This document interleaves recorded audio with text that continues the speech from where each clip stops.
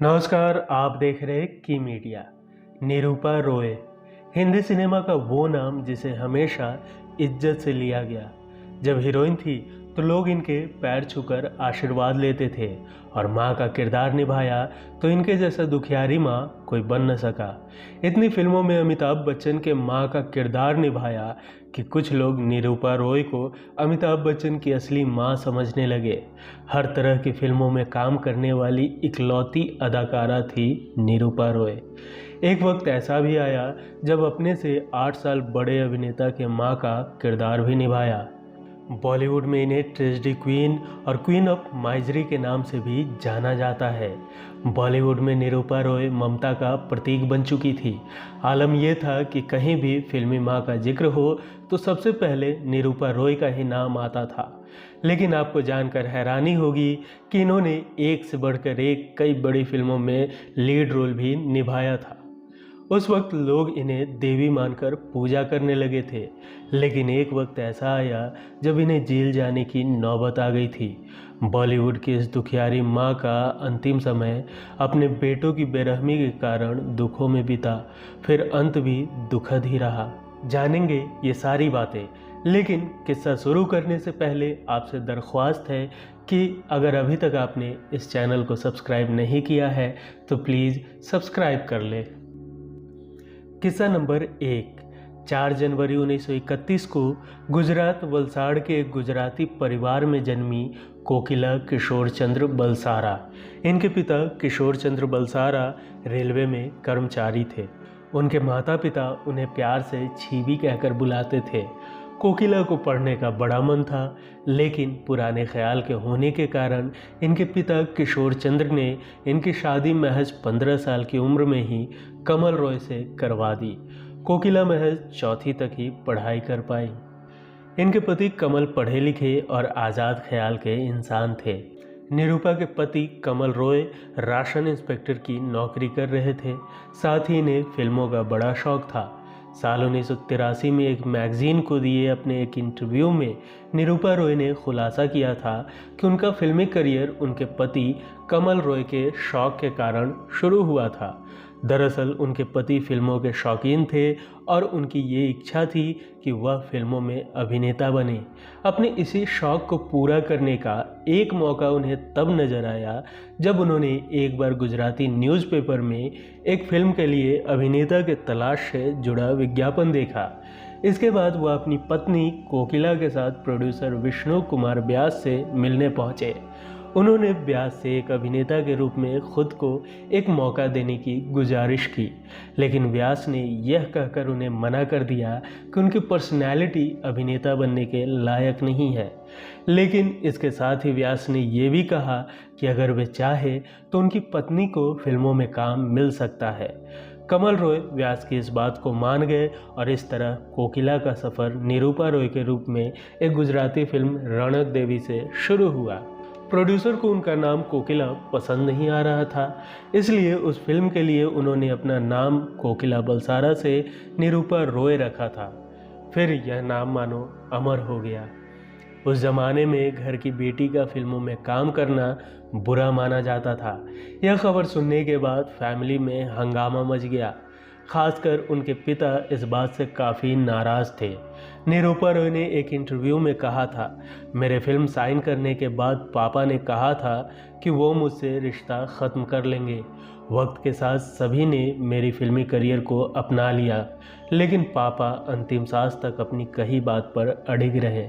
मेरी माँ मुझसे छुपकर मिलती थी। किस्सा नंबर 2। 1946 में उनकी पहली फिल्म रिलीज हुई रौनक देवी, जो गुजराती भाषा में थी। इसी साल उनकी पहली हिंदी फिल्म भी रिलीज हुई अमर राज, और फिर ये सफ़र चलता गया।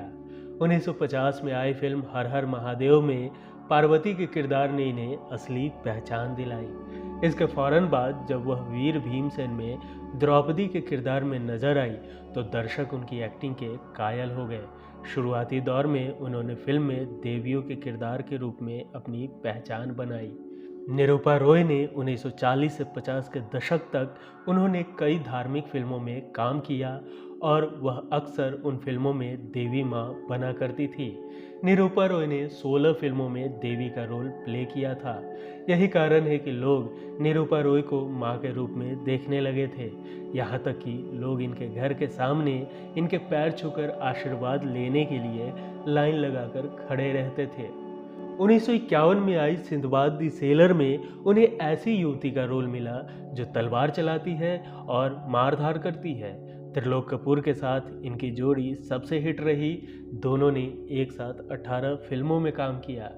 1953 में रिलीज हुई विमल रॉय की 2 बीघा जमीन। यह फिल्म उनके लिए मील का पत्थर साबित हुई। इस फिल्म ने उन्हें हिंदी सिनेमा की हिट हीरोइन के रूप में पहचान दी। फिल्म में दमदार एक्टिंग के लिए उन्हें इंटरनेशनल अवार्ड भी दिया गया था। किस्सा नंबर 3, फिल्म सुपरमैन जो कि 1960 में आई थी। इस फिल्म को अनंत ठाकुर और मोहम्मद हुसैन ने डायरेक्ट किया था। इसमें सुपरमैन का रोल निरूपा रॉय ने निभाया था। फिल्म में उनके साथ जयराज, हेलन, नीता जैसे कलाकार थे।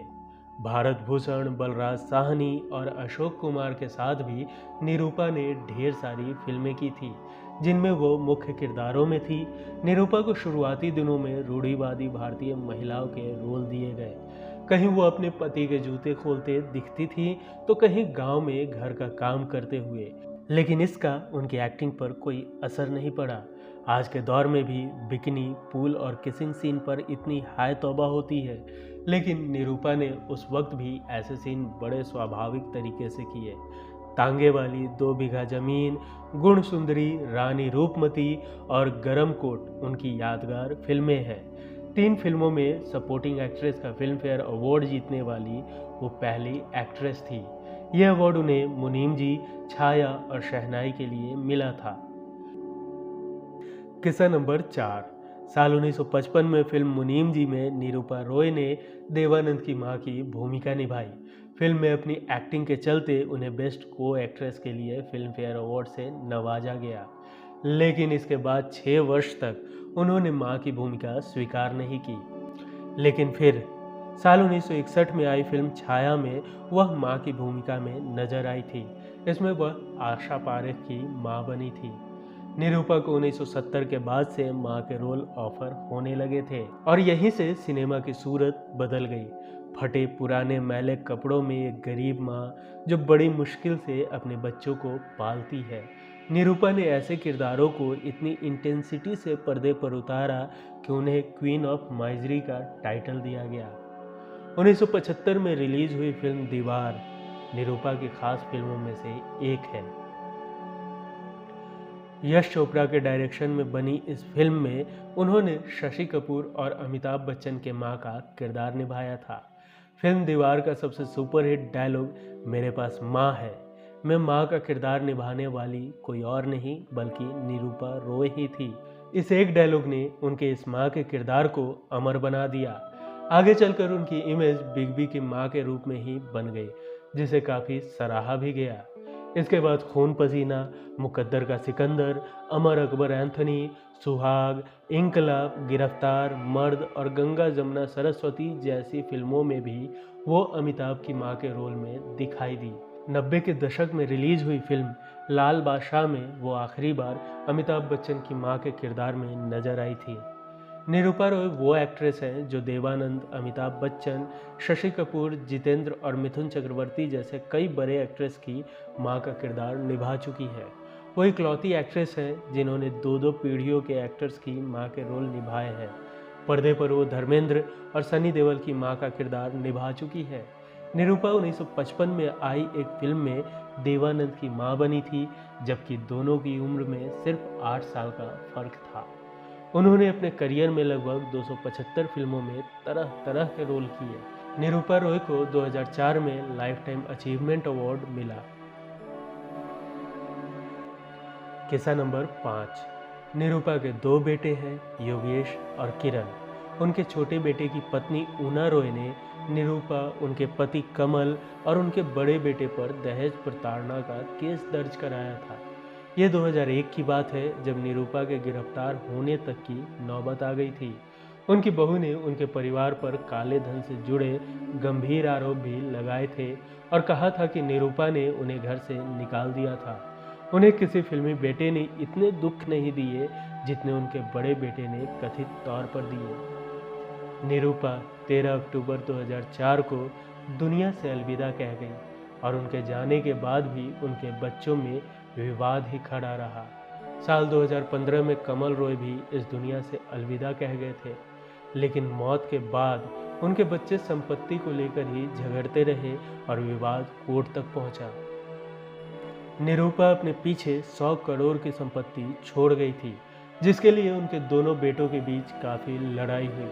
उनके बेटे किरण ने एक इंटरव्यू में कहा था कि उनके भाई योगेश और उनकी पत्नी उनके माता पिता के साथ बुरा व्यवहार करते थे। भले ही योगेश को माता पिता के घर में उनके साथ रहने की इजाज़त थी, लेकिन योगेश को मम्मी और डैडी के कमरे में जाने की इजाज़त नहीं थी, क्योंकि वह माँ और पापा से बुरा व्यवहार करता था और उन्हें शारीरिक रूप से तकलीफ व चोट पहुँचाता था।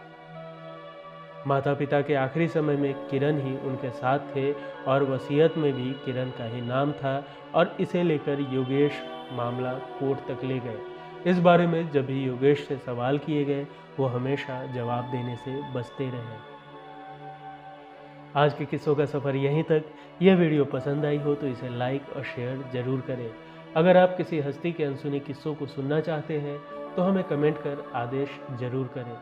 धन्यवाद।